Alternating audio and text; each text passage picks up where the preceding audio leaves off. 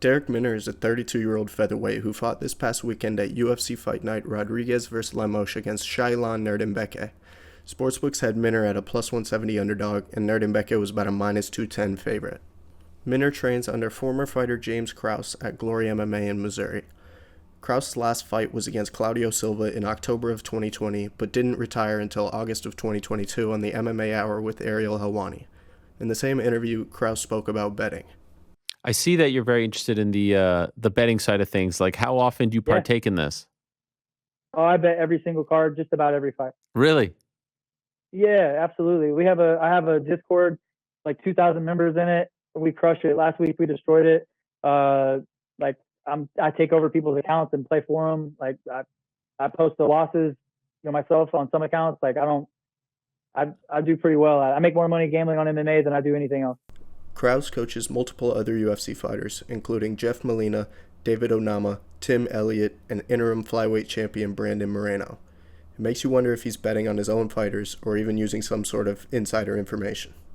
And just curious, like the Moreno fight, like fights that you're involved in, will you bet on those too? Yeah. Wow, that's sometimes. Yeah. Did you bet on Brandon? Of course. He was a big favorite, though. 2-1. No, that's not a big favorite. Oh, he was okay. Well, what did he close at? 205. Oh, okay. Minus 205. But it's not about price. It's about value. I think Brandon wins that fight, and I may sound like a dick saying this, but I think Brandon wins that fight, 7-8 times out of 10. So we know Krause is betting on fights, even ones he's involved in, and disseminating those bets to his clientele. Let's keep that in mind. Just hours before the fight, the betting lines went crazy. Minner jumped up to nearly plus 300, and Nuerdanbieke reached minus 420. Of course, less than a minute in, Minner throws a body kick, tweaks his knee, backs up, and basically crumbles. The obvious possibility is that Minner's knee was injured before the fight, and either word got out or Krause passed that information along to his group of bettors.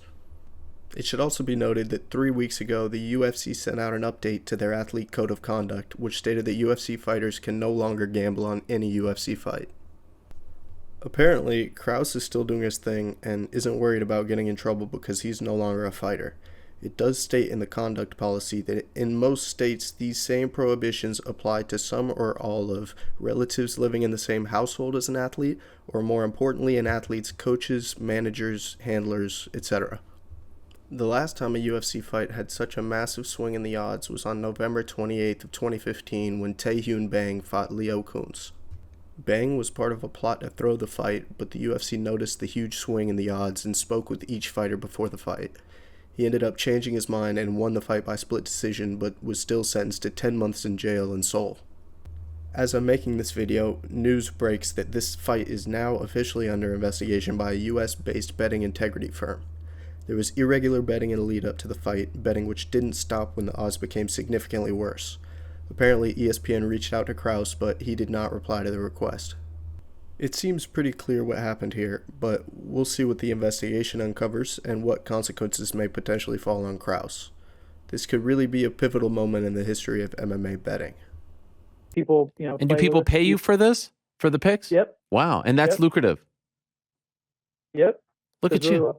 But it does. But they make way more. You know what I mean? Sure. Like we have a couple different entry level positions. Like we have a $50 a month, and I have a $2,000 a month. But they make way more than they make way more than they pay. That's for sure.